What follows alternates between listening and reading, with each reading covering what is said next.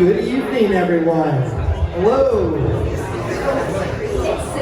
Thank you for joining us here for Type Thursday. This is our 5th event that we've had, and we are getting bigger all the time. I'm so happy that you're all here tonight. How many first-timers here tonight? Oh, that is so awesome. Thank you so much for being here. How many first-time at Dialog? Awesome. Fantastic. This is a beautiful, beautiful space. Very nice of Chad to allow us to be here again.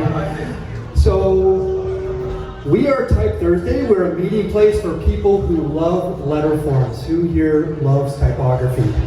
Okay, I figured as much. So, we are a global chapter of people that love typography. So, we are relatively new. It has been around for about 10 years. And I come from the Los Angeles chapter, and I said when I moved here, I'm going to start a Type Thursday here, and you're a big part of it, of making it a success. Thomas Jockin started this 10 years ago in Brooklyn, New York, and it was just getting together like this, talking about typography. And Type Thursday Global is very instrumental in the development of everything about typography, and we get really geeky with it. And our sister chapter in Los Angeles is a big part, and they help us out a lot as well. Thank you to Dialog. Thank you for being a great sponsor, and they have been absolutely excellent to us and donating this space. And we also have creative partners, Mondragon Design Studio, which is my studio, Theory93.com, also AIGA Arizona is very instrumental in our success as well. So we were sponsored by Adobe last month, and they didn't send us our swag. We got it a day afterwards. So we have they gave you all the little books and the stickers and stuff like that, and I will be raffling off a year of Creative Cloud at the end for everybody who RSVP. Yes. I also have here, let me get it real quick.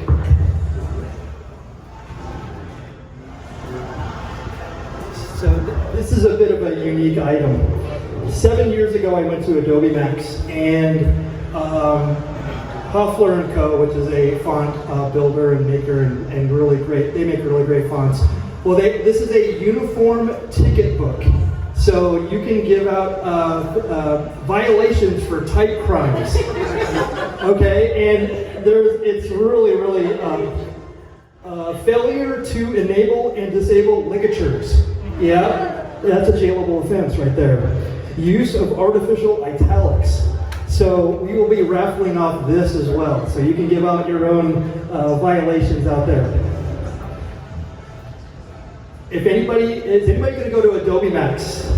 Yes. All right. Fantastic. So I will be at Adobe Max next week. You can actually watch it online as well, and there's a lot of great stuff coming to not only Adobe products, but they always have some sneaks in there, which is like the future of, it's actually called Sneaks. It's actually, I think, on Wednesday this year. So you can watch it online, and it's really worth watching. It's the future of graphic design. So my name is Michael Mondragon. I'm the chapter lead. Mike Scott is my dialogue lead, but he is not here tonight. So I will be playing the part of dialogue lead. I'm doing double duty. Mernal is the welcome lead, and unfortunately she couldn't make it here tonight. Phil Banwart is our photo lead, and Tanya. Is Tanya here? Okay, Tanya didn't show up. She's our editorial lead. But ZNA, there you are. Now she stepped in for the welcome lead. Thank you so much for being a very, very reliable volunteer. And Jack Cox, where you at? Right there. Thank you so much for all your help tonight. If you want to be a volunteer, if you want to be a presenter, now, I say this all the time. I started in 2017 as a scared presenter, and I'm standing up here in front of all of you. Please, we want people to show their work. Anything that's involved with typography, we want you up here and to show your work and get better. We all need to get better together, and you all have a voice here. So please, if you want to volunteer or present, please reach out to me either tonight or online. Make it happen, because it's a transformative bit that you can do. Okay, so this is how the type crit works. Our presenters go for about 10 minutes. They show their works in progress or their process of what they do, in all typography related. And then we have about 15 minutes for dialogue and audience feedback. And this is where I want your voices to come out. So I'll actually be out there while the presenter's up here, and I'm going to hand the microphone to you. And I want to hear all the voices out there. So we're going to start with our award-winning software engineer and web designer. Please welcome Herbie Dua.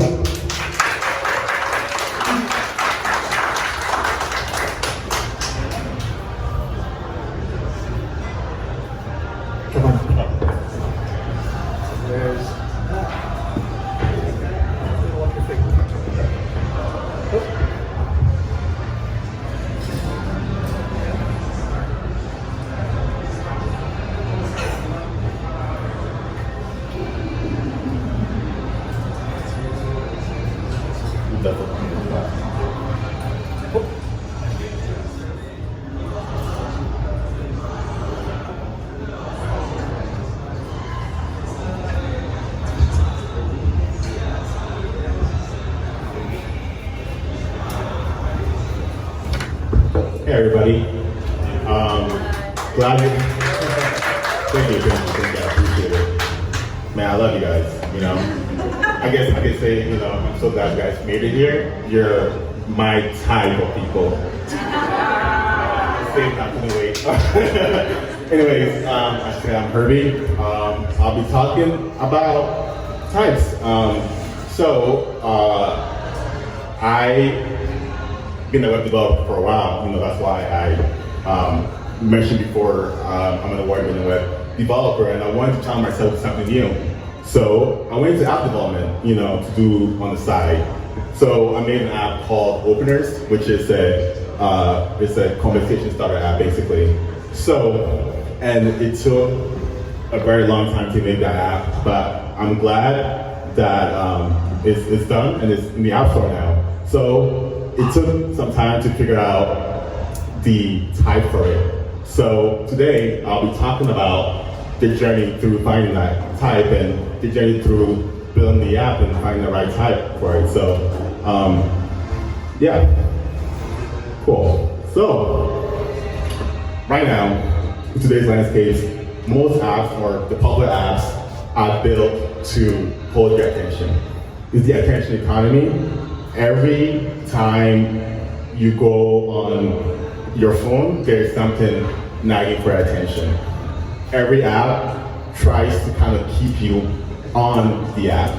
And what that has done is that it's made people really find your phone interesting more than people right in front of them, because the things they see on their phones are more interesting.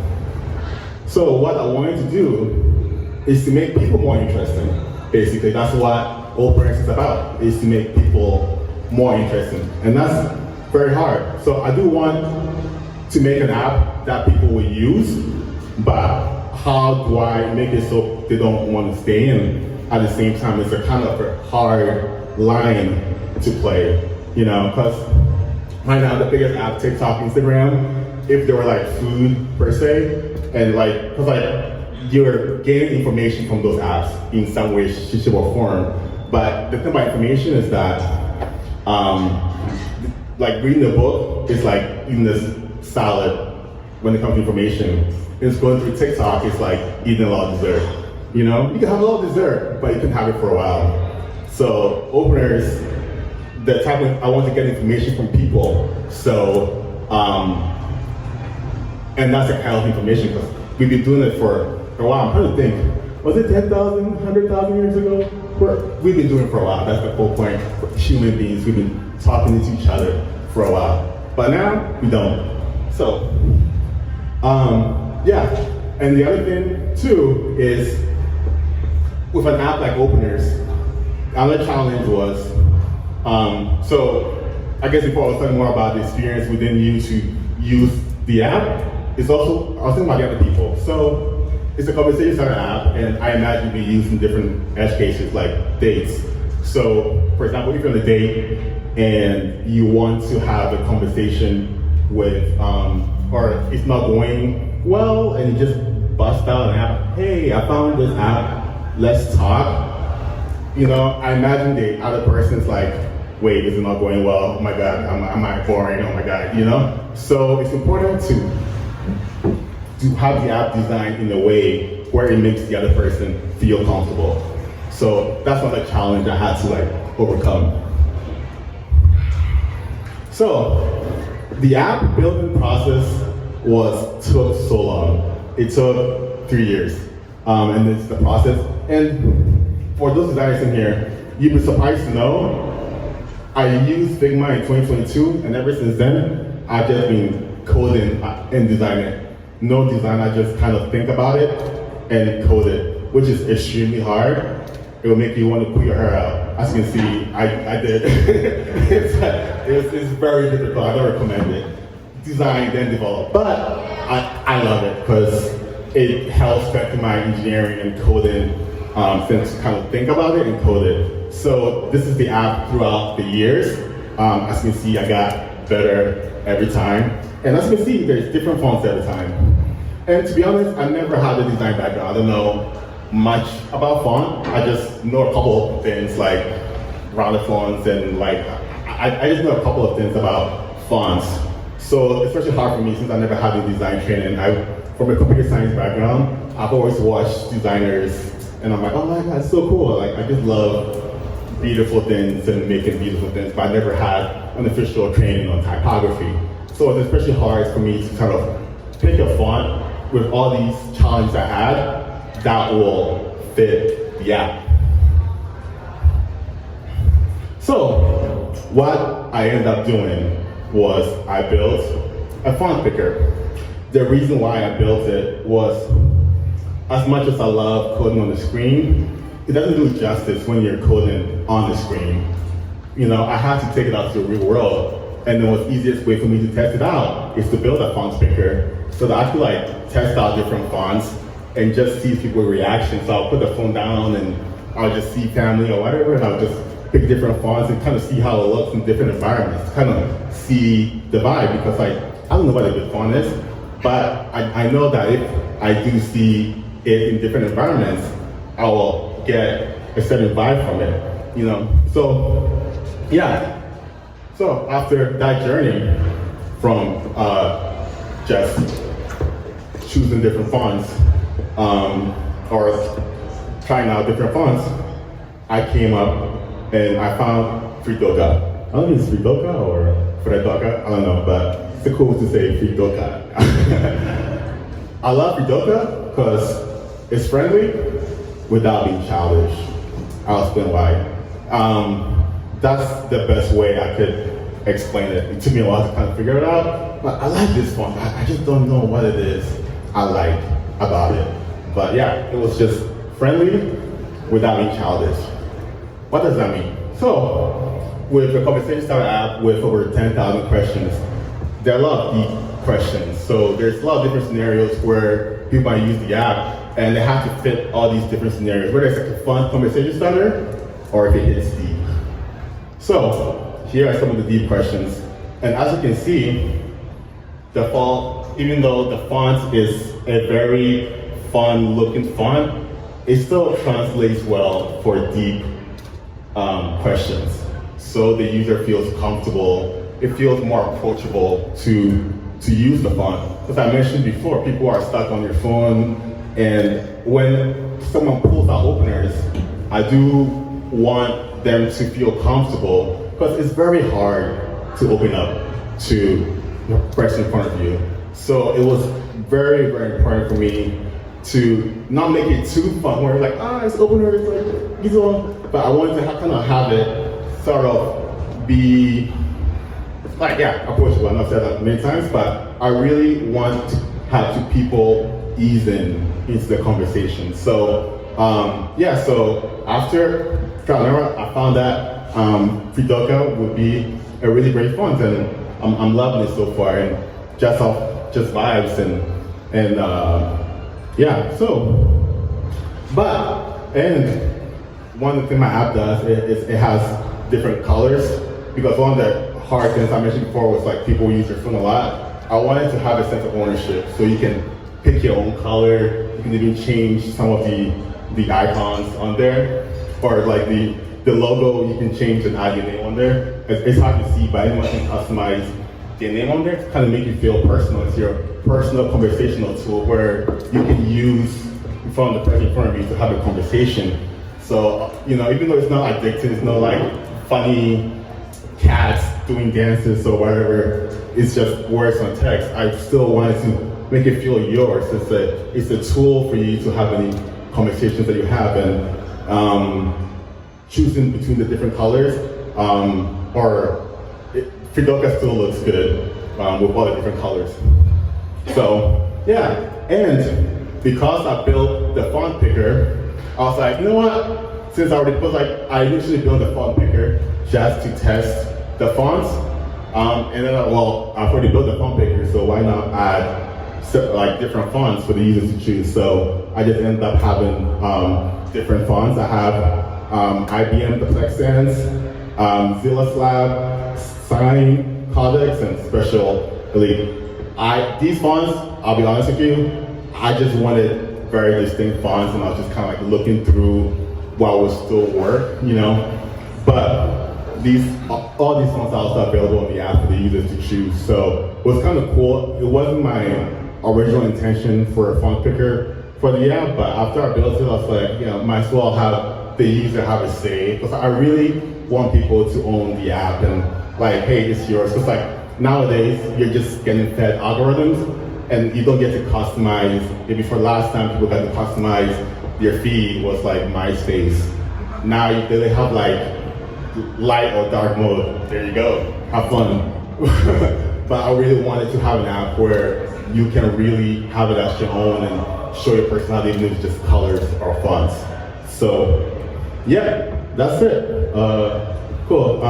Openers is available in the App Store. I'm still working on Android. There's a version on Android, but it's in the App Store if you guys want to check it out.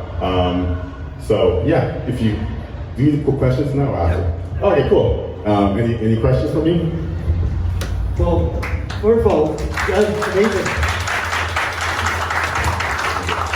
So I wanted to ask you, if you can go back to your all the fonts right there. Yeah.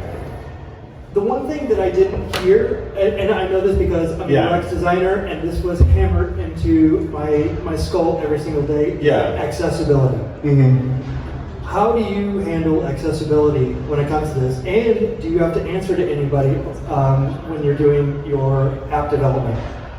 Yeah, no, it was just all me. And when it comes to accessibility, because the first color the user gets in is black and white. So my whole thing was that's the first color. So if you have trouble seeing other colors, hopefully you don't choose the other colors. So it's black and white, and also the text is also variable. So the question can get long, but I also designed it in a way where in the cards, if you have trouble seeing, the card will adjust. You can actually scroll within the cards if the text is too long, it's not cut off. So I made sure to all the places where the font, there's some parts of the app where I limit the font size like around the circle, because like if the user does have a longer text, and, you know, it's more decorative. The decorated part, I limited the font, but other parts of the app where it requires users to gain some information, I made sure that is the font, no matter what font size they have, the app still looks great, works great, and they can see everything. Yeah. If you can go back to the one of your first iterations, this one? Yeah. So actually, go back to the slide before. Oh, sorry. This one? This one. So you said you settled on this one correctly, but go to the next one. It looks a lot thicker here. Oh yeah, this is the 400. I should have done the 700, but I did the 700 on the questions themselves, because it's like much bigger. Okay, so you're using this for your other screens as well. That's what you're saying. Mhm. Okay. Yeah. Because I didn't see that in here. That's why I see. that threw me off a little bit. Yeah. Okay. So, but go to this one. The next one. I'm sorry. The next one? This one? Yeah. I feel like you have, at least from what I've seen, you have to be economical with your copy here as well. Yeah. Especially in that middle one where it's like it's thick and there's a lot of reading. Yeah. So I think that's one of the challenges that I had whenever I was doing apps is, you know, they wanted to put a whole bunch of text in there, and it's supposed to be faster reading, and it's supposed to be, you know, Yeah. say whatever it is, make it half, and even half of that. So Yeah. it's like, that's the only thing that I see on this one. But I said it's beautiful work, and I really like it a lot. Oh, thank you. Does anybody else want to step up and have any questions? Come on down.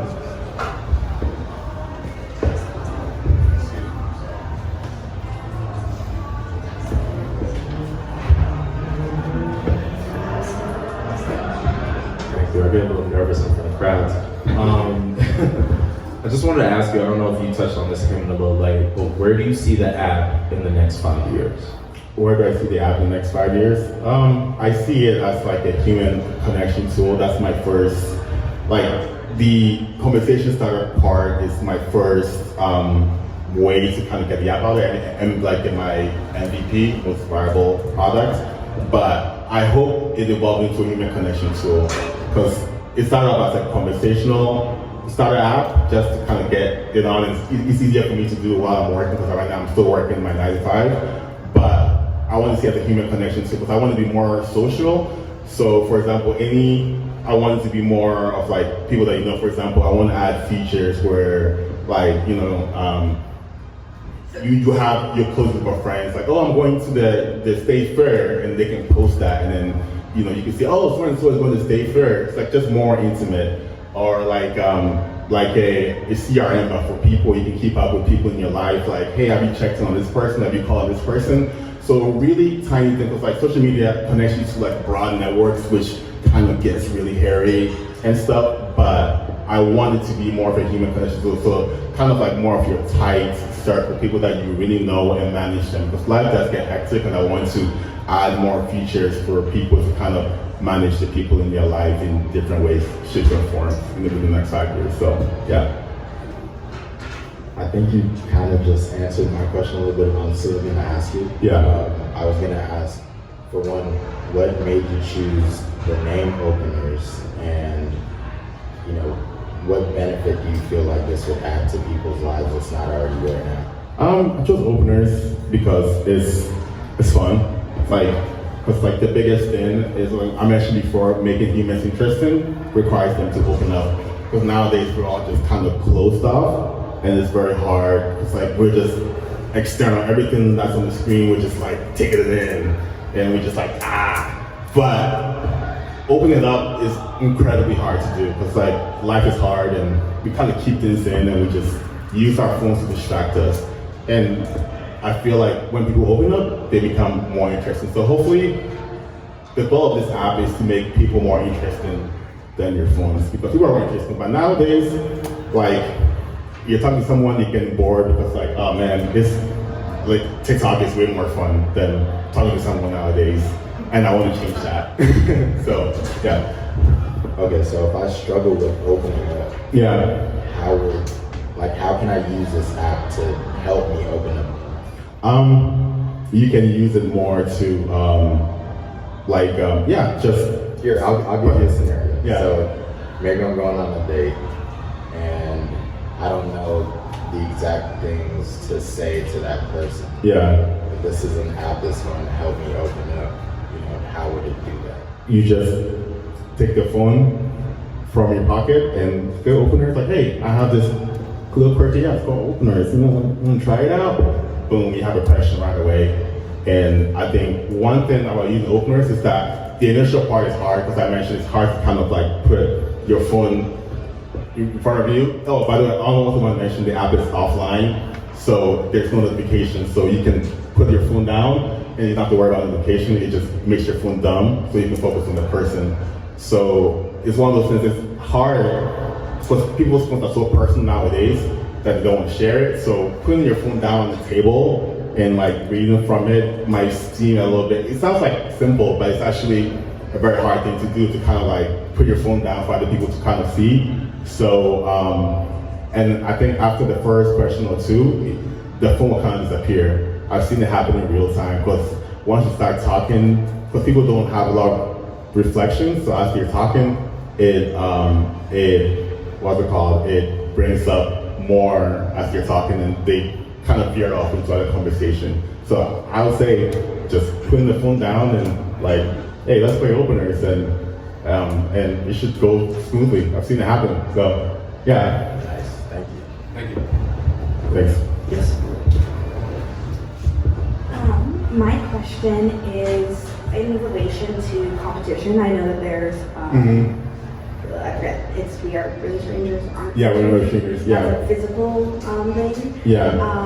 Did you kind of do any research into like their typography? I mean, I think yours is very different, and Yeah. I think you've excelled in choosing the friendly but not childish kind of type.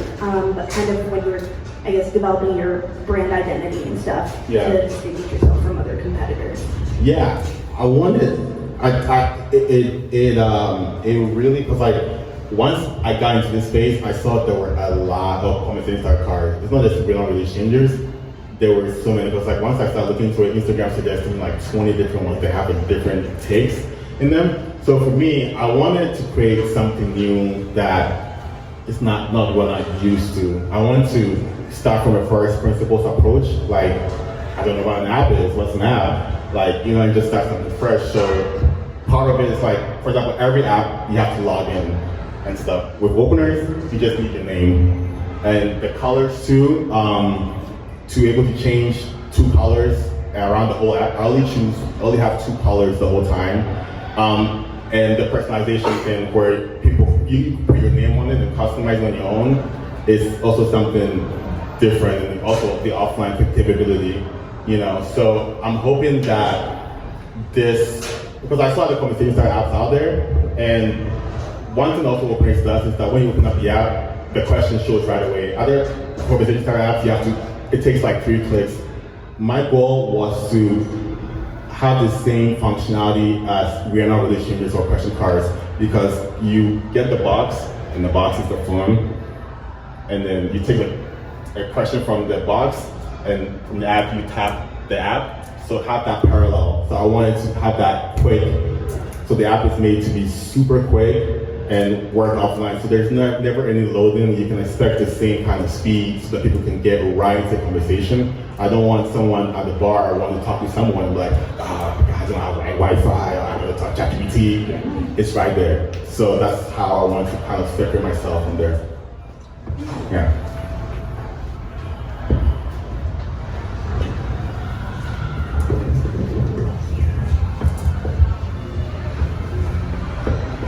Hi, I have a couple questions actually. First of all, this is amazing. Thank you. Well done.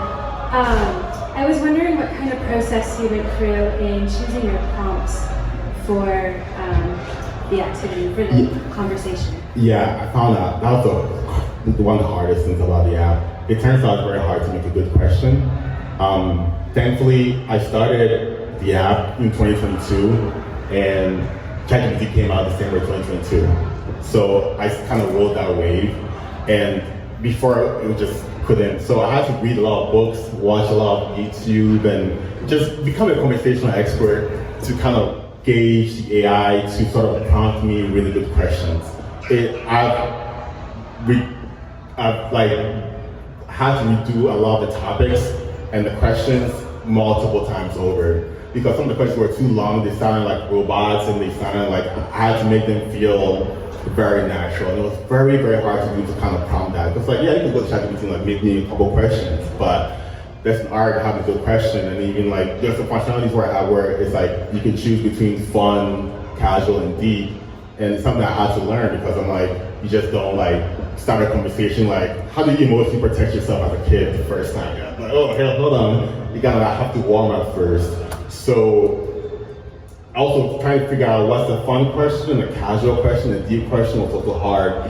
So I had to sort of like just try so many different fonts until like it felt right, you know. It's just the same process I had with the fonts I had with the questions, where I would just give it out to people to kind of see the vibe, because like sometimes they'll read the questions and if it seems like a mouthful, even though it's a good question, it just didn't sound right, you know. So I had to do some prompts like, oh yeah, you know, keep it a certain level of like complexity and whatnot. So that was a tough one. But it took a while, and I did the app so many different times to make sure the questions fell right. Every question is good, because like it only takes one question to sort of like change someone's perspective. So I had to make sure that of the 10,000 question, at least like 95% of them was good. So yeah.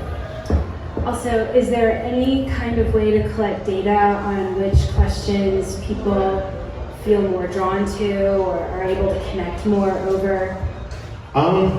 With the data part, it's hard because like I want to get data just from the user experience part. You know, I originally didn't want to add any more data per se. For me, I wanted to approach it from the first principles, where even though most apps they have a lot of data tracking, I really wanted to sort of like talk to people to kind of get that information instead. Because like even though I have tracking on the app, I honestly barely look at it. I just wait, you know, thankfully I have a good network here. People are like, oh, I use the app for this, and I just talk to them about it to kind of get how they feel from it. And that's just my way, maybe just my indie developer. I can see if this becomes big. I could add more to figure out which questions relate more, but it's kind of hard to tell, because like, you know, do I check which question people stay on for so long or not? I was more focused on making sure that every question is a good experience. It's like to make sure people don't skip questions too much. That was my gauge, you know, when they use the app. So when they're able to like open the app and swipe 1 or 2 times, that's when I know it's great. But if they keep swiping a lot, I kind of find a good question, that's how I kind of gauge if it's like not that great. So yeah. That makes sense. And one last thing, I don't know if you've ever heard of the time lapse dinners. The time, yes, I have. Yeah, I participated in quite a few of those, and they have question prompts in the app at the dinners. And I think you should present this to Time Left. Yeah. Team up with them. So anyway. Yeah, definitely. I'll definitely check it out. Thank you. Hey, I'm Jack. Can we do a demonstration of the app right now? Yeah. Me and you? Yes, of course. Alright. Yeah. Eric, can you pull your phone out? We do like a demonstration. Yeah. Actually, it's the iPad still. Let me use it right now.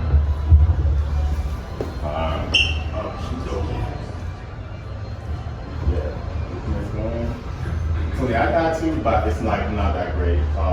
Well, I'm still working on that. There it is. Okay. Share a travel memory you'll never forget it.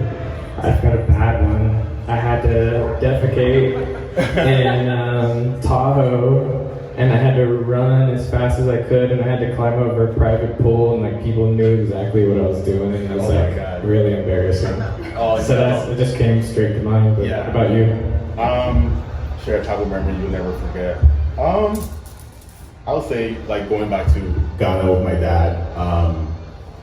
It was pretty cool to kind of see my upbringing. Like he showed me spots that I haven't seen before. Cause like it's been okay. I was born in Ghana, and it's been a while since I've gone back there. So sort of like going through the neighborhood that he grew up in and stuff was like pretty cool, and like being in a family I haven't seen in like 21 years was like pretty awesome. And having like my cousin's wedding that time, it was like pretty awesome. So yeah, it's the one thing like it really was pretty cool for me.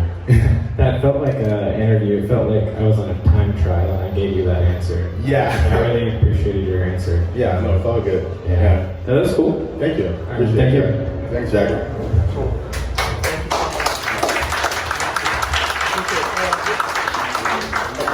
Oh, thank you so much. Awesome. It got a little dark there, didn't it? All right.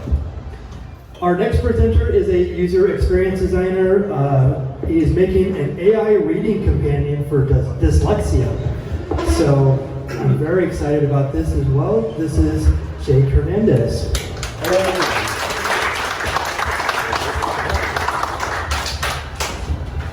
Hello everyone, my name is Jacob Hernandez, but I go by Jake.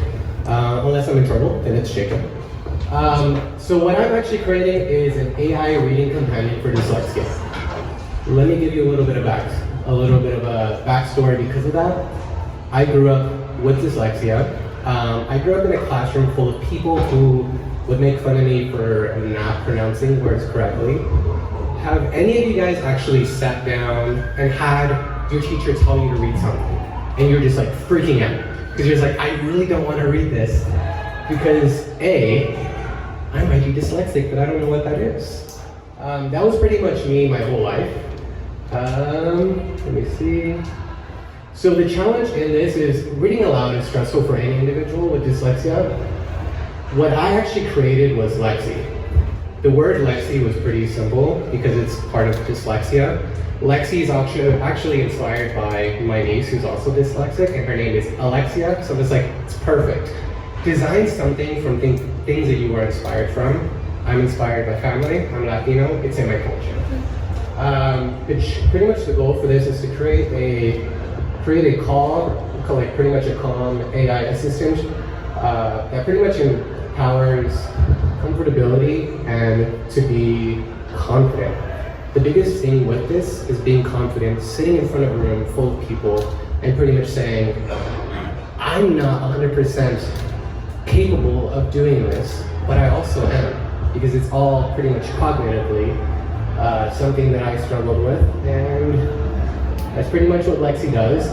The cool thing about Lexi is, well, first of all, another backstory, I had 1 week to create this.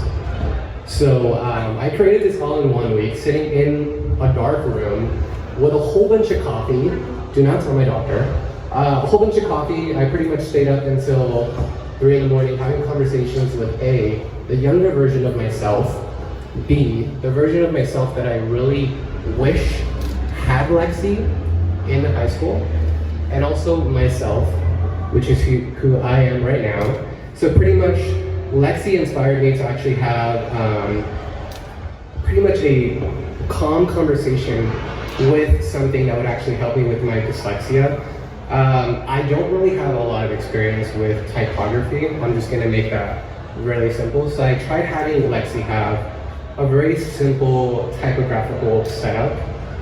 Everything that I did on here, it is black and gray, only because I don't want to take any color and eliminate some of the core aspects of it. To me, Lexi is not just a really pretty picture, it's an integral part of what I wish I had growing up.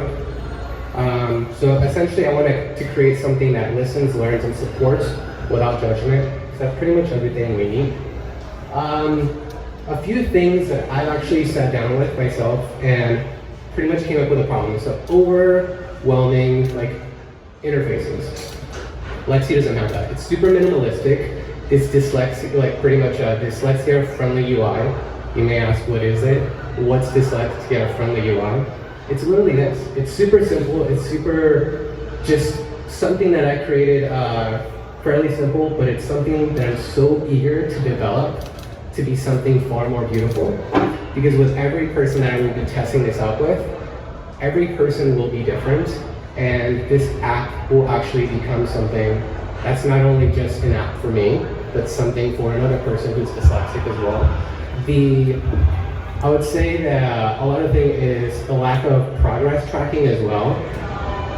Not a lot of people who are dyslexic really want to know to be graded. So it's just like, hey, you're dyslexic, you read this word wrong. What Lexi said is, pretty much in the concept of Lexi, it's just like, it knows that you said the word wrong, but it will pretty much say, in the back end, it's just like, what if I change the font size for him while he's reading? Will that improve it? What if I change the font to be thicker? Will that improve it? So Lexi will actually integrate that as you're reading to it. The key features that I've actually created for Lexi was, it is AI that listens to you while you're reading out loud. We've all heard of Audible, right?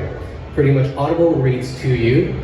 For this, you are reading to your phone, and it is tracking everything that you are saying, from reading a book, I actually chose one of the books that I first read when I was called into a classroom, which is, who remembers The Magic Tree House?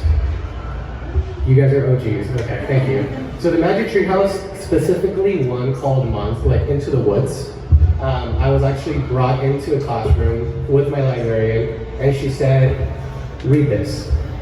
And that's the day that I found out that I was dyslexic. Because while everyone was reading 40 words per minute, I was pretty much reading 15. And I was picked on for doing that. But instead of dwelling on it for the last couple of years, I decided to create something with a week in advance, by the way. I was actually in conversation with the younger version of myself, and I just said, what would Lexi be like if I were to create it as a younger version of me? It would be personalized fonts, it would be personalized colors, themes, and essentially no grading or judgments while you're reading to it. The fun thing about this is Lexi will have its own AI system. So where does AI come in? Lexi will have Lexi AI that will actually have a little guy here that I created with the help of my 6-year-old niece who wanted it to be Paddington Bear, which I knew that wasn't going to work. I just thought, what would be really cool to actually create? So Lexi AI is going to be this little person. It's going to be helping you, listening to everything that you're saying. It's going to be essentially your personal avatar for the app experience. Now please tell me, how does that look intimidating at all? It did not intimidate me while I was building it, and I just thought that this was such a fun thing to create. Lexi is, one thing I did not say, but like, it's keeping track of the progress you're doing, so the pacing, the focus on pretty much word, the pace and the time of how quickly you're reading. And then from there, it pretty much tracks all that information. The fun thing about Lexi AI is that it will, once I'm developing it, will have a couple features that I really wish to learn to integrate at the moment. It will be a real-time tutor for a lot of people who are afraid to actually go to a classroom full of people and ask the quote-unquote dumb questions. It will be a personal tutor. It will auto-update the font size based on your reading. So if it sees that you're struggling with a paragraph, what it would pretty much be smart enough to be like, he's struggling with this. How do I, as Lexi, make this easier for them? So it would adjust the size and pretty much the typography. Fun thing about this is whenever every session of your reading, it will send a notification to your teacher and your parents. So pretty much just say like, this is the improvement, this is what they have to work on, this is what we should touch upon while they're reading. Because every person with dyslexia is different, so every course of action will be different with this application. And custom notes created after every session, it will send you updates like, you remember that word that you were taking a long time with, or that sentence you were taking a long time to do? You just killed it 5 seconds sooner than you did last time. So it would actually be pretty much commending you for the work that you're doing. Again, this is in the beta phase, so it's just like super thrown in there, but I'm honestly very proud of what I achieved. And one of the coolest things is, I needed this the other day when I was like freaking out about work and this application. I was just like, hey, congratulations on your English paper, because one of the things that I actually failed in on my 4th grade was I bombed an English paper, and I was just like, this is my form of taking that back, where a younger version of me can just be proud of. So like, essentially my goal for this application is not to make humans more like AI, but make AI more humanistic, and to approach reading in a more humanistic way. That's pretty much it. Stay right there. So I actually, because I knew his presentation, and I just saw something recently that you may not know about, that I want to know how this potentially could fit into your narrative here. Cool. Because I noticed that you have all, it's Helvetica. What? Yeah, Helvetica. I don't remember all the fonts that I was using. Okay. There's so many. But yeah, I used. So you have strictly almost all Correct. Helvetica right Correct. here. It's all pretty thick as well. Yeah. Okay. So there actually is a dyslexic font, And the reason why I know this is because when I was going into some things, I noticed that there's a setting for dyslexia. Do you think that this is something that you potentially would use in this? Absolutely. And I think almost less font choices would actually be better for what you're doing. So I just wanted to show this because I also wanted everybody to know that this exists out there. So if you would like to ask any questions, pick up that microphone right there, and back to you. Thank you. I have a question, actually. Yes, absolutely. I'd be interested in doing a Spanish version of that. Yeah, so I'm not good at reading Spanish, so.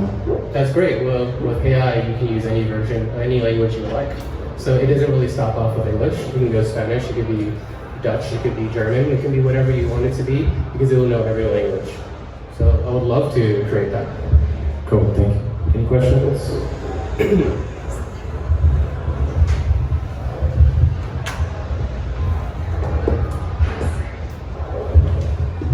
I guess this kind of piggybacks on what Michael was saying, but I wanted to know if you had done any research like into the font itself or the typeface and how like readability, like the typeface itself could be helpful for someone with dyslexia. So yes, I actually have this, I have a Kindle, and I use that, I read it religiously. I do have pretty much a typeface on there for dyslexic users. I don't use it very often. I kind of push myself a little bit, but I do think that I should have used a more dyslexic like typography. Yeah, like I definitely should have done that and focused on it, but yeah, I did do research on it, and I'm looking forward to integrating it. Cool. Yeah, I want to go look it up now too. I love accessibility and Yes. like different types, and I've actually like working in accessibility, never really focused on dyslexia, which is something that should totally be like forefront. So it's cool. Perfect. And this is just something that I did not mention. Most of the projects that I've actually worked on before are strictly pretty much just this, helping out other people, because I think someone in user experience uses herself as motivation, but uses other people as inspiration. So I've actually created applications for people with learning disabilities, another form of better help for mental illness. I'm using myself because I grew up with like a lot of this stuff, and I'm just like, if I'm gonna be in my room all day and I'm gonna be thinking and all I'm doing is reading, I'm gonna create something that once I leave out of this room will be with me and make an impact.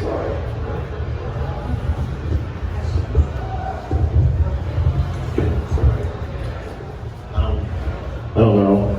I hope this question sounds okay. It definitely will. Because when I voice things, they tend to sound dumb, but you said that AI will help them, like with questions or something. Correct.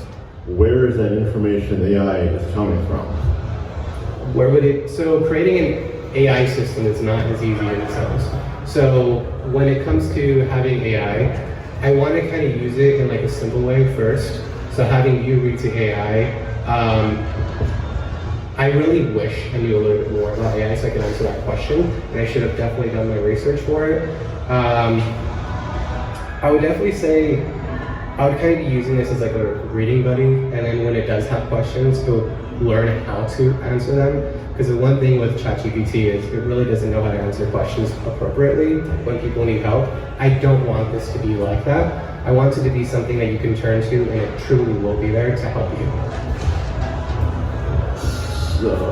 So if it's learning on its own from the questions, but it hasn't been asked a question yet, is it going to get confused on the first question that gets asked by someone?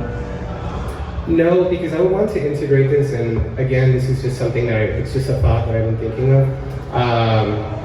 Having teachers have a little bit of accessibility as well, so they know where to like pinpoint where you need to work on, and then from there, I think that it would pull some information based on what the teachers did.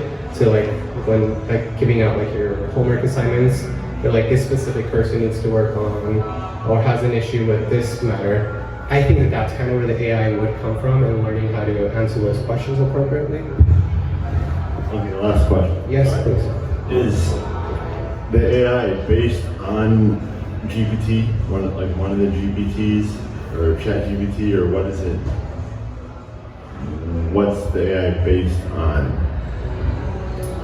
Again, I don't know too much about AI. I would say that it would probably start off with like a GPT to learn pretty much activity, like track activity, and then from there it would actually be integrating what you've learned and what it's learning from you to improve on how to make it better. Okay.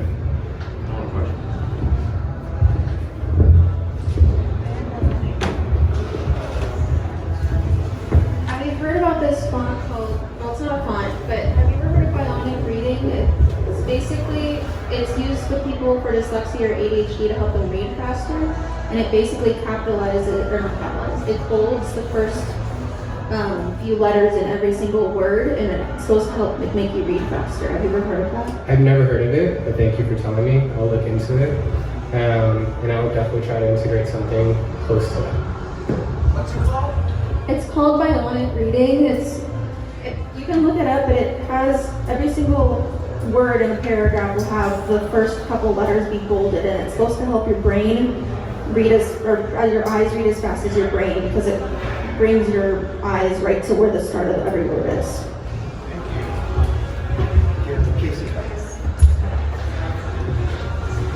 Come on up here.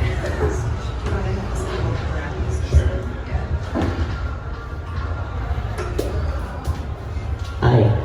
I was going to say, on the topic of fonts that are more dyslexia friendly, it sounds kind of, it is known as like a childish font, but actually Comic Sans is known to be pretty dyslexia friendly as well. And I was just thinking about when you said you were trying to push yourself to read in fonts that weren't dyslexia friendly. I think it's a great idea that maybe the app starts out with text that is just regular fonts, and then as you struggle with it, then it changes into more friendly ones like Open Dyslexia or Comic Sans to sort of help you learn. And as a concept, maybe as you progress and get better with those words, maybe they would slowly change back into a regular font. Yeah, that's kind of what I wanted the pretty much the LexiBot, which is what I'm calling it, the Lexi AI to do, is kind of pretty much look at what you're struggling with and then auto adjust to a font that might work better for you. So maybe you have a pop-up like, hey, let's try something different. Click on it and then it'll adjust to another font. But yeah, no, it's definitely something that I will spend more time in doing and adapting. I love hearing that. This is great. Thank you. One thing I don't know if you guys have noticed about and I completely forgot to say it. So a lot of people were not judging me, but I think it's really fun. I think it's really personally one of my favorite features is, I don't know if you noticed, a lot of this is capital and lowercase. That's my dyslexia.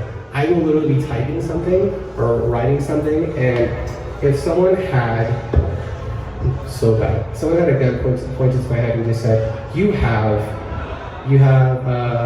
to write this paragraph in a perfect way the first time, I'd be gone. Because the way that I would do it is, one thing I will, kind of like how Purdy mentioned, he likes to pretty much code everything. If I do that, I will code it backwards, and it would be absolutely horrible for me. So I start off with a visual, and I'm glad that's where I pretty much went to, but as soon as I came up with this, which is probably really simple, I was half asleep and I was like, LEXXI, capital and some of them non-capital. I was like, yeah, this kind of represents me. If I could really have this app, half of it would be capital and the other would be pretty much non-capital. Because when I write letters, it's like that. Any other questions?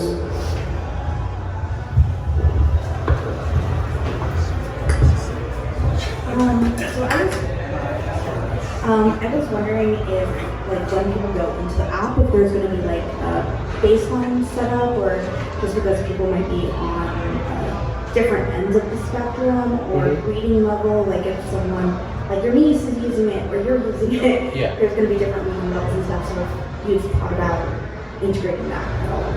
Yeah, like again, super it is a concept that I've actually thought about, and even coming up with maybe even like a virtual book club with individuals who are in the application that are in the same grade level as you, or maybe have the same issues, and have little pods within Lexi where it has other, like use my niece as an example, 6-year-olds who have almost similar issues, and you can have almost like a little virtual gathering, and you probably don't even have to have your face. It could just be little emojis like the little Lexi bot speaking and just be your avatar.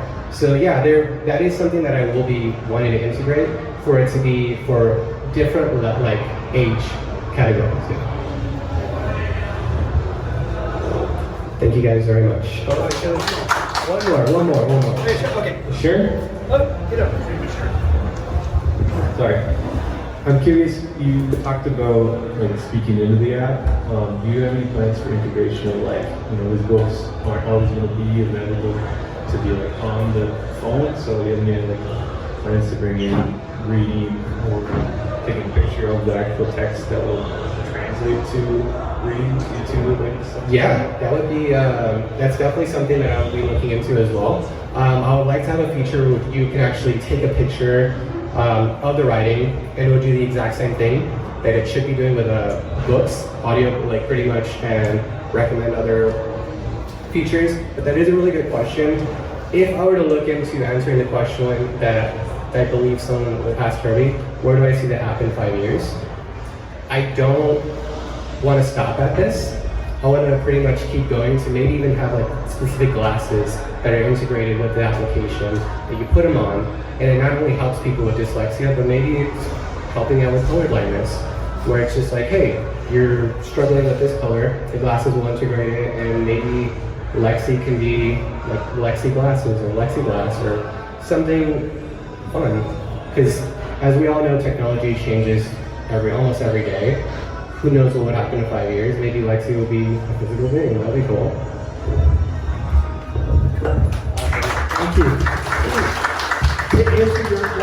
To answer your question real quick. Yes. So you can actually build large language models. So basically building chatbots, and then you can put your information in. My girlfriend runs a nonprofit for fibromyalgia. So we're building a chatbot especially for fibromyalgia and getting out of the old stigmas and the old processes and putting new technology and new information in there. So we're building that. So you can actually, I think what his question was it's like, where is the sourcing from? And you're not letting ChatGPT just source all the other stuff that's already out there. So you can build your own language models. And I think that would be exciting for this. Yep, I'm looking forward to that. Awesome. Well done. All right.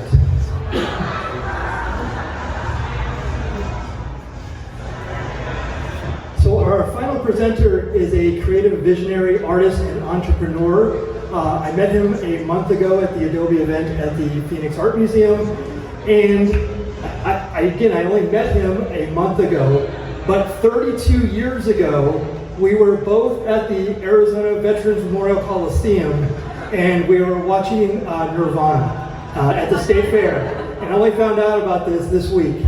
So please welcome Jeremy Arvizo.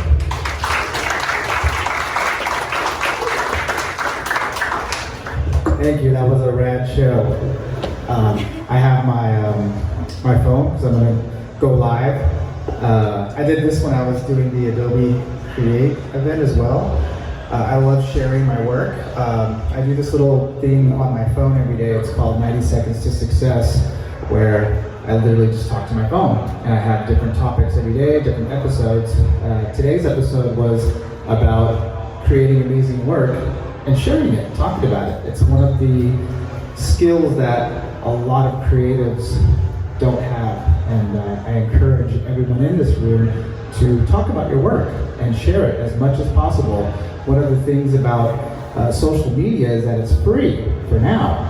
I'm telling you, in maybe a year or two, we're all gonna have to pay for that. So use it while it's free now, promote your work, and get it out there. I'm Jeremy Donovan Arvizo. I am a Native American, born and raised here in Phoenix, Arizona. I'm Diné, Hopi, Akama, Atam, and To'ono Atam. Those are 4 tribes that are based here in Arizona. If you didn't know, there are 22 federally recognized tribes in the state of Arizona, and I'm from 4 of them. Anyways, today's episode of Type Thursday with Arviso is going to be about typography. I wanted to choose something local because I'm born and raised here in Phoenix, and I'm used to be a resident of Roosevelt Row. I designed the Welcome to Roosevelt Row sign over here on 7th Street and Roosevelt. If you guys did not know that, that's my work. My really good friend Tato Caravaggio, he's the guy who did the mural in the back. This job came about from a ArtLink RFQ. I didn't think anything of it. I don't think anybody does when they submit to one of those. But I submitted, and I made it to the final round, and they have a whole vetting deal where they put you in front of a panel, and you got to answer all these questions, and it's, it is what it is. Anyways, I'm really glad that they chose 2 artists that are from Phoenix, because most of the people that were in the competition were not from Phoenix. So they chose 2 of their own to represent downtown Phoenix, which I think is the shit. Pardon my French. All right, so let's get started. You guys might have seen this. It's right down the street. We'll get into it right now. Me and Jeremy, I just told you who I am. I'm a creative consultant, entrepreneur, father, recovering addict, and alcoholic. I spent many, many years on these streets right here being an alcoholic and a drug addict. I got my start in graphic design, I always tell people, as a graffiti writer. So I was literally in these streets vandalizing them as a teenager. Now I design for them. Kind of funny how it goes full circle. One of the things I love to tell people about graffiti is that it's the study of letters. 26 letters in the alphabet, and a graffiti writer's job is to manipulate those letters in his name and get them into as many places as he can so that people can see him. So literally, I learned about advertising and marketing through graffiti. I also learned color theory, learned all about ligatures, ascenders, descenders. The letter forms of the alphabet are so complex that you can do whatever you want with them. That's how I became a typographer, is by studying letters as a graffiti writer. My style I would definitely call it street style. Even the way I dress, it's just the way I am, where I'm from. I learned typography, like I said, the study of letters through graffiti. I learned how to manipulate the alphabet by hand. Color theory, kerning, type treatments, beveled block, black letter. A couple of these pieces behind me are some of my work using spray paint and markers. These pieces are pretty cool right here. Those are actually laser cut wood. I have a 3D laser, and I cut these pieces and put them together. These right here are 3D printed blocks. I love using different types of tools to make things. I make jewelry too. I make silver jewelry. I'm really getting into doing footwear and really just taking type to a completely different level. Most of the stuff that's been presented tonight is through AI and apps. I love apps. Developed my first one in 2014 with some friends of mine, and we designed a magazine. And I, of course, was the creative director of that and did all the layout, all type images, etc. One of the things I love to tell people when I'm doing these types of presentations is that the very first gallery that I ever seen when I was a kid growing up was my parents' album collection, the 12-inch LPs that you put on a record player. That was my first introduction into layout, graphic design, photography, typography. And if you ever open one of those up, and they're amazing, they're just, the way that they're put together is, there's so much information in a 12 by 12 format that it's really, it takes somebody who's obsessed with type and design and layout to make sure that information looks appealing and pretty, because you're not only translating information, but you're also selling a product. You're selling music. So the agenda for tonight, I'm going to show you a couple pieces of work that I've done here in the city. My work is international, but I really wanted to focus tonight's presentation on work that I've done here in the Valley, because I'm very proud of being from Phoenix. I'm very proud of being from Arizona, the Southwest, and I represent it in everywhere I go. I have work in several museums in the other side of the planet. It kind of sounds weird to say it out loud, but it's true. my work is vibrant, trendy, inviting. Some of the words I used to describe this piece when I was presenting it was, I used bold sans serif, beveled shadows, script, color, and just kind of playing with all of that. So number one is the Welcome to Roosevelt Row sign. Number two was the Footprint Center and work that I did with Phoenix Suns, our local NBA basketball team. And then number three, I did a collaboration with Nike for the Super Bowl when I was here a couple of years ago. And then I did a mural down the street. It's called the Type Beast mural, all type. Okay, so the inspiration for the Welcome to Roosevelt Row sign, for me, I looked to the neighborhood, the Garfield neighborhood, which is east of 7th Street. And it's a very old neighborhood that is, from the 50s, even the 40s. It's been there forever. And back in the day, in the 80s and 90s, I just remember this whole area. It was just, there wasn't a whole lot down here. There was only a few buildings around. It was just very desolate. There's not a lot of reasons to come to downtown Phoenix back then. Unless you were going to come here to work, that was pretty much the only reason. We didn't even have a baseball team yet, I think. And back then, the Suns played at the Veterans Memorial Coliseum. There was nothing down here. The Garfield neighborhood was a heavily, I'd say, there was a lot of gang activity. There's a lot of stuff happening right here on Roosevelt that just you wouldn't see today. It was a very different place.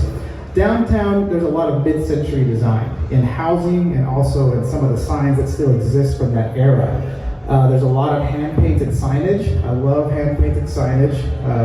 Old school sign painting is something that I really, really wanted to do. Did it for a little bit, realized it wasn't for me. I still do it from time to time just because. I love the patience of skill and doing something like that. Laundromats, they're everywhere. Laundromats are just a part of Phoenix life for me. Laundromats and liquor stores. And a lot of those laundromats and liquor stores, the signage back then is very old school and hand-drawn. You don't see a whole lot of that these days. However, signage is everywhere. Everybody needs to do their laundry. Everybody needs to wash their chonies, right? So, I don't drink anymore, but I spent a lot of time in liquor stores and in bars, and a lot of the stuff, the signage for alcohol is some of the best, and it's got to be alluring, right? So my inspiration for this sign is, it's an ode to the neighborhood and the people who came before what is now known as Roosevelt Row.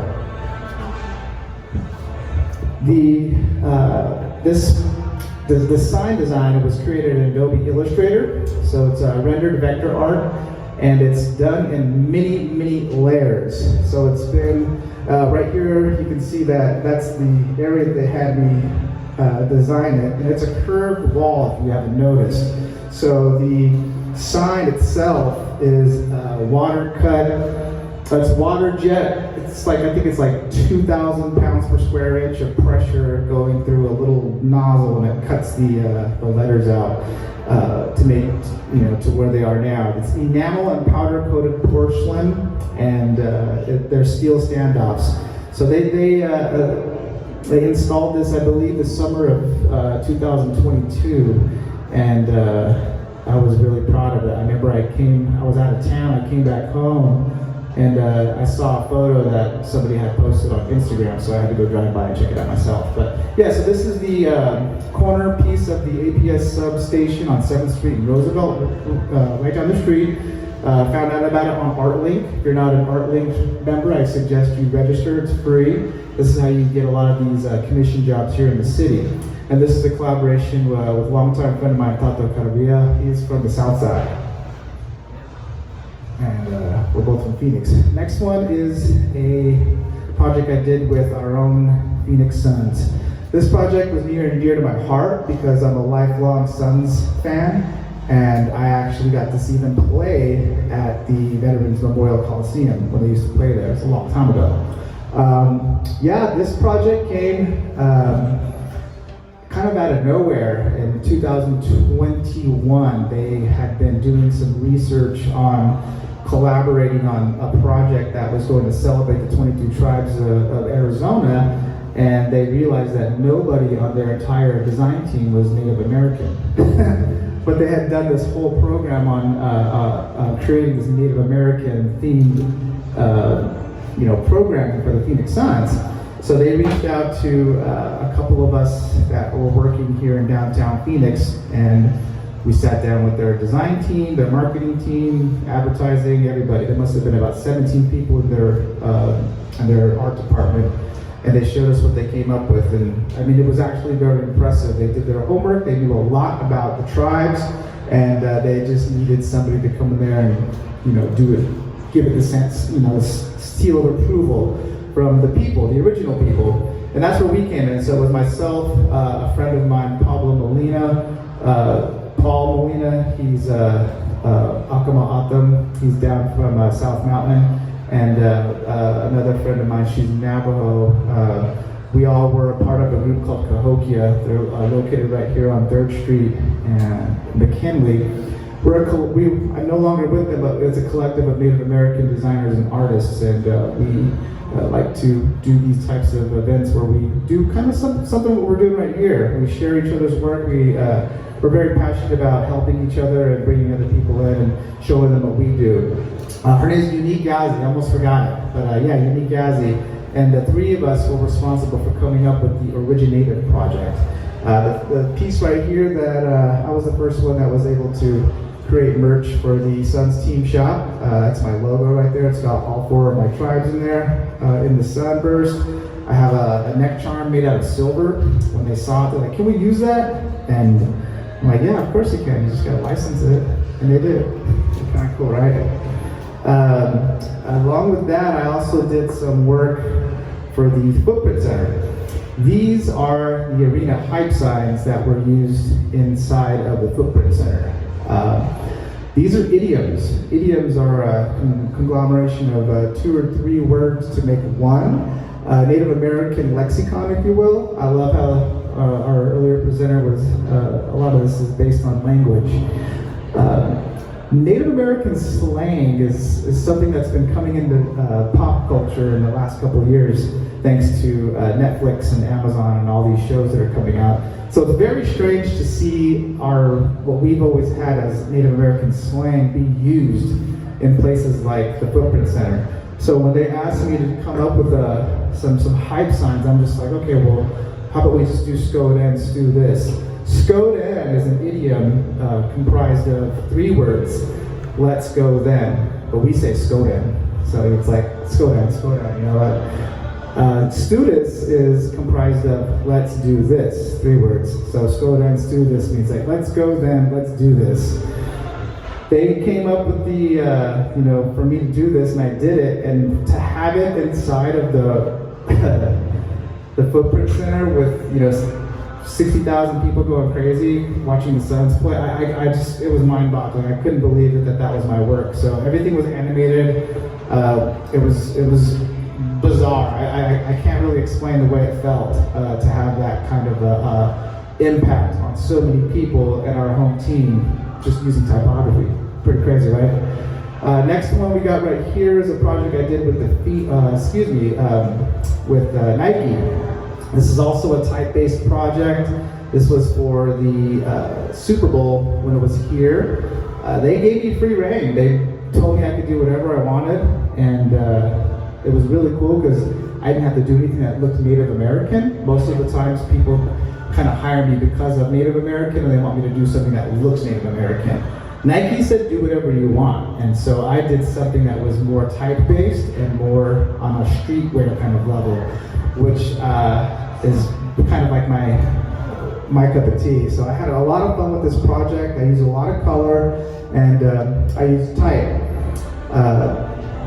Let me go back real quick. But that one right there, that one's a really cool one. It's just kind of reminds me of that game in the 80s called Cubert. I don't know if you guys remember that. But yeah, so it's kind of a little type treatment I did with the PHX. And then the next slide we got, I did like a hollow Nike symbol comprised of their classic Nike logo. I just, you can see it, you can go right through it, and that's Phoenix back there. This one right here, I feels like a little bit more mid-century kind of typeface. I even got to do my own thing with the swoosh. I think that's every designer's dream, is to do something with a shoe company.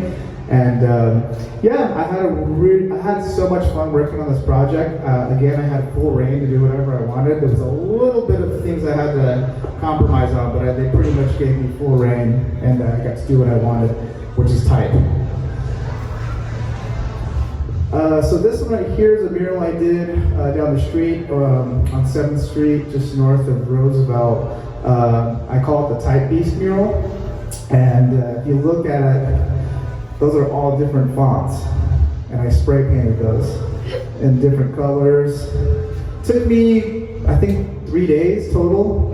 And I did it in the middle of the summer. It was so hot. So I'd wake up at like 4 in the morning, and I'd get to the wall, and I'd start painting for maybe like 2 hours before it got too hot. I mean, in July, it's like 104 by like 8 o'clock. So I had to get out there early and work, but I finished it at 17 feet by 17 feet. It's pretty faded now, but I want to go redo it. All type. This is just a little rendition I did of the word type beast, kind of like my moniker, if you will, because I love type, obviously.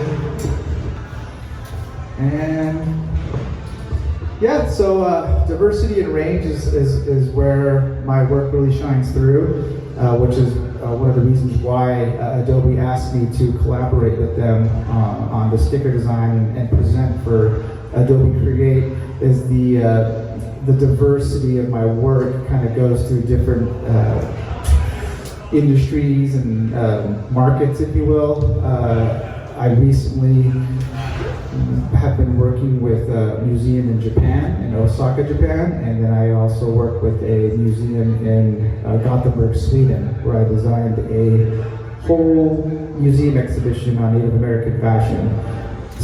This is stuff I never would have ever dreamed about when I was out in these streets doing crazy stuff. So if I can do it, you can do it. I mean, it's just all about focus and mindset, and having some type of goal that you work towards every single day. I don't take none of this for granted, and it's something that I'm really passionate about. So a lot of this really comes easy to me. I think this is a little video I did right here. I do motion graphics too. When you're doing all this type of work, you just teach yourself everything. And I encourage everybody to learn as much as you can. This is a collaboration I did with a local bicycle company called the Heavy Pedal. And we did a capsule collection for Indigenous Peoples Day a few years ago. The bicycle has been an integral, I'd say, inanimate object that has moved me forward in my recovery and my path in sobriety. And then this one is a video of the actual Jumbotron, and them using my work in real time against the Knicks. I'm telling you, it was really something watching all this happen, and just to see it, like, I'm still blown away when I watch this. I would have never thought in a million years that I'd be designing for my home team, much less using Native American slang. It's kind of crazy. This is a fashion show. I'm also a fashion designer, and I use a lot of type in my work. This was a show that was done in 2022, I believe. And fashion for me is just another vehicle of expression, and I have a lot of fun with it. I can't lie, it's probably my favorite medium to work in, because not only are you creating garments, but you're also working with other human beings. And once they put the clothes on, it actually becomes moving art. And I think that's probably the funnest part for me, is you're not only dressing them, but you're also styling them. And then they go through hair and makeup, and you see them transform from somebody that was, just kind of normal, and then by the time you're done with them, they're a completely different person. But yeah, that's my work. I really strive for Indigenous representation and visibility, and not only branding, but advertising and marketing. There's some of my friends' work right here. He's a really gifted photographer named Danny Upshaw. He goes by Unheard Harmony. Really good friend of mine and collaborator. But yeah, that's my work. If you guys want to check out my website, it's right there. That is my logo. It's my last name, Arviso. This is a store that I actually, a boutique and a gallery that I opened up last year. It was short-lived. It was at the Old Pemberton. It was really fun though. We were open for 4 months, and it was the first Native American-owned and operated streetwear and gallery and boutique in downtown Phoenix. So yeah, that's my work. I'm really happy to be here to share with you all, and you guys can ask me some questions. Awesome. Outstanding. As someone who was born and raised here myself, I'm super inspired by everything that you were talking about, your influences. I want to ask you, my grandmother grew up on 35th Avenue in McDowell, and there was a supermercado, and we'd go and it would always be painted signs for the stuff that was on sale and specials and stuff like that. Also, the window lettering was also very popular as well. Did that influence your work back then? Oh, most definitely. Anytime I went to the supermarket, I always wanted to know where they got their markers from. Because they would be like really fat, like the numbers were just so big, like where do they get their markers at? Those are special markers that you had to order, and I finally figured out how to get those. Yeah, that's awesome. Anybody else? Come on up.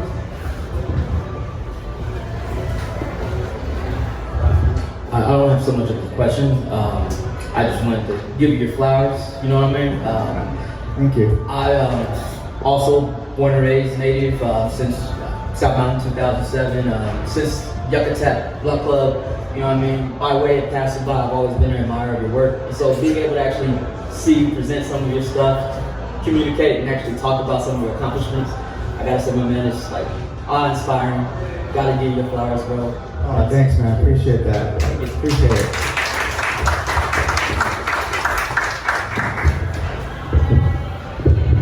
You go back to the slide with the cube, Phoenix. It says pay attention to cubes. Oh, I think I gotta start this guy over. Let's see. Let me play it again. Yeah, let me go back. The Kubert one, the Kubert looking one. Yeah. Let's see. That one right there. That one. Yeah. Is that isometric design? Oh yeah, yeah. Yes, it is. I love isometric. I mean, it's so fun. It's unique. It's like, did you use Illustrator to make that? You can. I think I did the grid work in Procreate at the time because I was really using Procreate a lot, and Procreate has a grid system in it where you can switch the grid from like isometric to like 3D to 2D, and it's pretty dope. I highly recommend using Procreate if you're looking to draw on a tablet. It's like $10. It's pretty easy to use, very powerful. I currently now use an app by Adobe. It's called Fresco, and it's a little bit more advanced, I'd say, for Adobe users, and it's integrated all for Adobe. Hence why I did the collaboration with Adobe. I think I did their logo, and they loved it, and it was really fun to do in Fresco. Yeah. Have you ever played the game Monument Valley? Monument Valley? No, I haven't, but I've played Oregon Trail. No, I'm just kidding. Monument Valley is a more aesthetic version of Kubert. So just check out even the first level. I'll check it out for sure. I'll check it out tonight. And that will be a more up-to-date reference, but I understood Kubert. So. Yeah, Kubert was an awesome game. Go ahead, Dustin. Go ahead. I got another question. No, it's okay. Anybody else?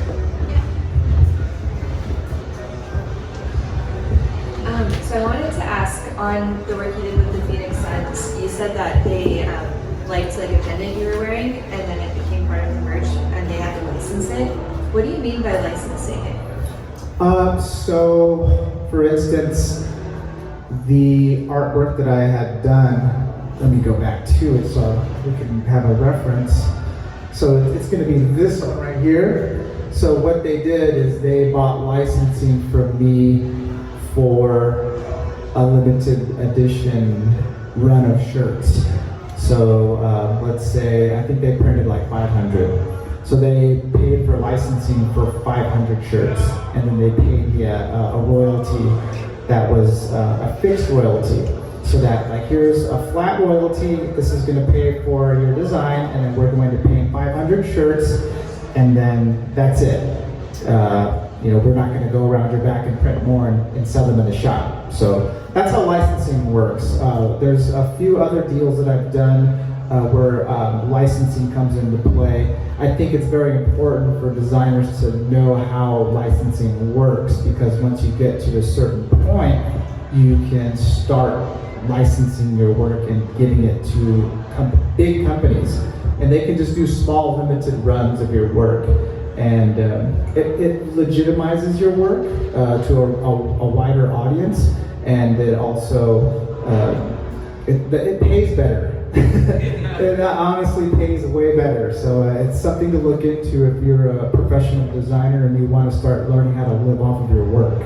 So I would suggest learning more about how licensing works, and really starting to focus on intellectual property and trademarking and copyrighting your name and your brand. That's going to help you out in the long run. And it's another one of the topics I get into in my 90 Seconds to Success, because they're, especially with AI, a lot of it is starting to copy work. So if your work is protected, then you have a better chance of, if anything ever goes to court, then you can protect yourself. But I think we're getting into that realm now where it's becoming more commonplace to see that type of lawsuits go down. Thanks. Mm-hmm.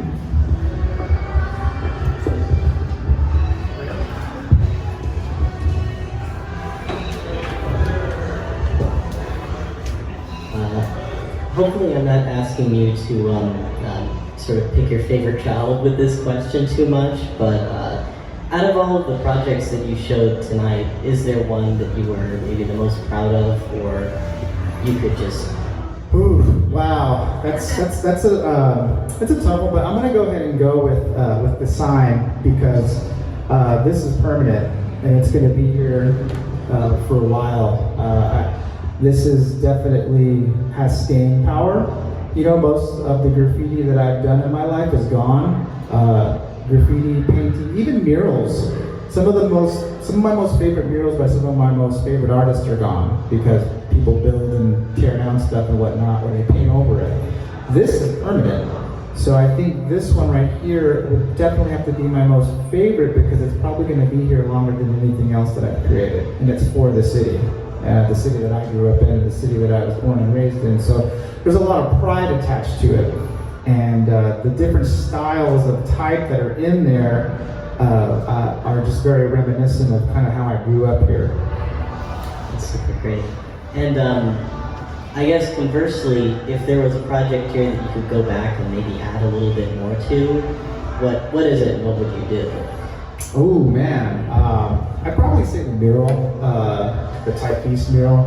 I mean, I wish I could have just did that whole wall. I only got like a 17-foot section of it, but I would have loved to just done the entire wall, which is like, I don't know, probably like 2,000 feet or something. But yeah, murals for me, I mean, that's probably the more physical. I can get involved in it. Like, I'm using my whole body, you know, whereas when I'm doing design, I'm on a computer. You know, I like using my whole body to do stuff, climbing on ladders and just like getting very involved with the whole process, breathing in the fumes and just, you know, like feeling the sun beating on you. It's just, there's something much more natural and very humanistic about painting a wall. You know, it's almost kind of like a caveman. You know, whereas if you're on a tablet or a computer, you're kind of just stuck in this position like this, you know, like, you know. I mean, my studio at home is a little kind of souped up, you know, I got my monitors and it's all comfortable, but I mean, honestly, I like painting on walls. It's kind of how I got into all this. Definitely feeling the physical stuff. Mm-hmm. Thank you.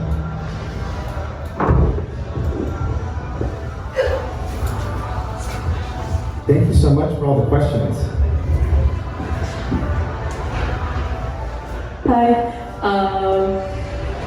So as someone who also likes the physicality of like working with your hands and stuff, I would say I would ask what are like some good things to like get into graffiti or like learning how to like do that typefaces. I know there's like a ton of resources online and stuff, but is it like really kind of just like monkey see, monkey do, just head into it?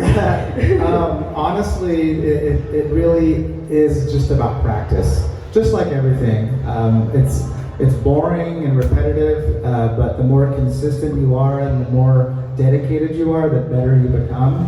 I mean, a lot of people will look at some of these letters and be like, oh, that's just a really simple E, you know, but you try doing it with a spray can, I mean, it's like a kind of a funky tool to use, you know, and if it's a full can, it's not exactly light, but it's got a little bit of weight to it. And you just have to have this, it's called can control. So you gotta know when to press the nozzle, the spray is gonna come out at a certain time, and then when you let go, it's gonna take about 1/10 of a second for it to come out. Same with it comes out. So, I mean, getting that timing, you know, it takes a lot of practice. So that's where me going around the streets and doing this stuff is where a lot of that came into play. I paint with a brush a lot now too, and I have a whole different technique when it comes to using a brush. It's, I mean, letters I just love, and I mean, when I'm on a computer, I can just use the pen tool and Illustrator, and I don't even need, what do you want, what kind of letter do you want? I can just draw one with the pen tool. It's like, I just have them in my mind, they're just there. I have different styles in uppercase and lowercase, I can just like do them however I see them. But when it comes to like a spray can, it's just like, oh man, it's more fun, I think.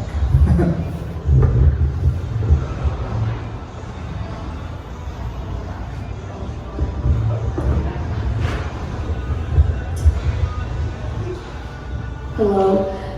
If you could go back to the Phoenix Suns project, I'm gonna start with just saying it's so cool to see how you integrated your culture in that. And you did say that your team did their homework, but from an average person that would have seen this in a game that someone would have noticed, what are some intricacies or details that you put in that you could say or talk about that I wouldn't necessarily just see and be able to tell? Oh, that's a great question. So let's go ahead and look at this particular image. It's the Suns, they call it the Sunburst. So it's been their logo since like the mid-90s. But the actual Sunburst part of it has been around for a while with the trail that's coming behind it. This right here is actually my logo, and it is so this circular face right here is the symbol for the sun and the Hopi tribe. And then this right here, this crown looking design, that is from the Navajo wedding basket, which is my other tribe. And then there's, if you can't see it, but there's a little man right here that's inside, and that's the man in the maze from the my Akama Atam to Ono Atam, which everyone probably knows as Pima. You guys have probably seen the man in the maze design if you guys live in Phoenix. You know, you guys are living in the valley, this is our land.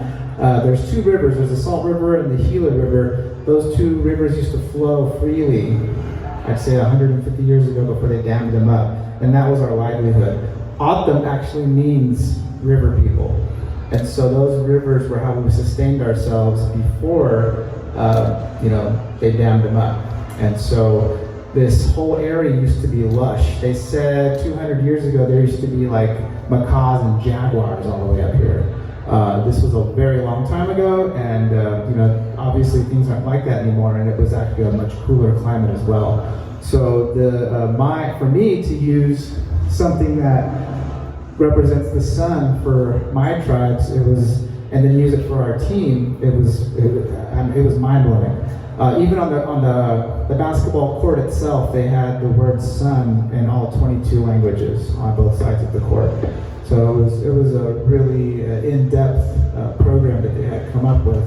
And the name Originative, we actually came up with that. So it's a name that we sat on for about a week or two, and we were trying to figure out, what do we call this thing? What's it going to resonate with people? And They like I have a brand, it's called Original Landlords. They were like, why don't we call it the Original Land? I'm like, no, you guys can't use my brand. But so we combined original with natives, or originative is what ended up coming out of those study groups. But yeah, that's how I brought my own work into it. But all of the artists who were a part of this all got to do their own rendition of the Suns logo and integrate their tribe. So it was beautiful to see everybody take part and have their own little, their own style on the merchandise. And every almost, I think everybody's piece sold out. It was the item of the game during game days. Thank you. You're welcome. Thank you for asking.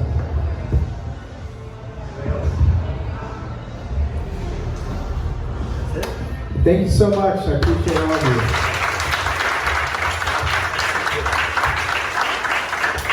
Outstanding. Thank you so much for that.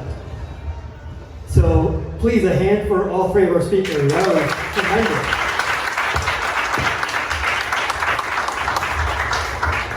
All right. So let's do this. So this is for the Year of Creative Cloud.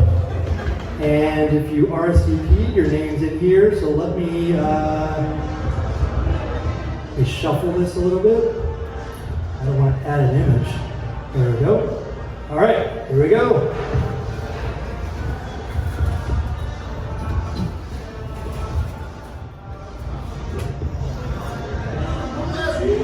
Yes.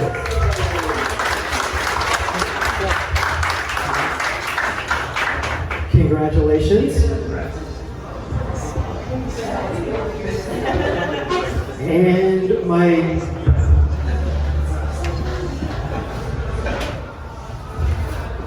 type crimes. Who's gonna get it?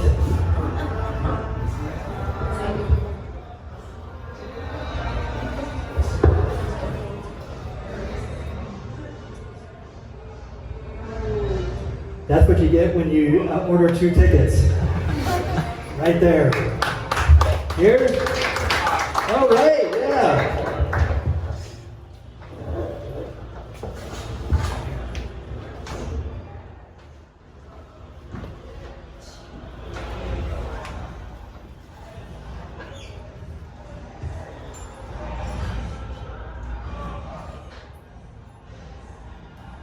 All right. Thank you so much. We're going to be back here on November 20th.